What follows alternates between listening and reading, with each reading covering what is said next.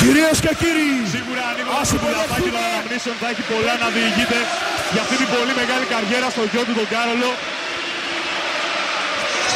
που και αυτός όπως και όλοι όσοι αγαπούν το μπάσκετ θα είναι υπερήφανοι για αυτόν τον σπουδαίο αθλητή στο σύνολό του. Γιατί για να είσαι μεγάλος αθλητής δεν χρειάζεται να παίζεις μόνο μεγάλο μπάσκετ, να είσαι μεγάλος σε όλα τα υπόλοιπα. Μεγάλος άνθρωπος πρώτα. Δεν γίνεσαι μεγάλος αθλητής αν δεν είσαι μεγάλος άνθρωπος. Αυτό τα νέα τα παιδιά να το βάλουν βαθιά στο μυαλό τους και στην καρδιά τους, ότι κανείς μεγάλος αθλητής δεν είναι μικρός άνθρωπος. Όλοι οι μεγάλοι αθλητές είναι μεγάλοι άνθρωποι. Θανάσης Γιαννακόπουλος.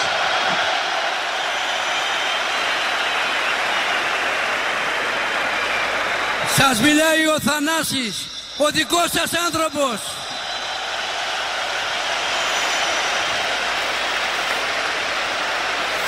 Είναι μεγάλη τιμή για μένα να πω δύο λόγια για το μεγαλύτερο αθλητή μπασκετμπολίστα του Παναθηναϊκού μας.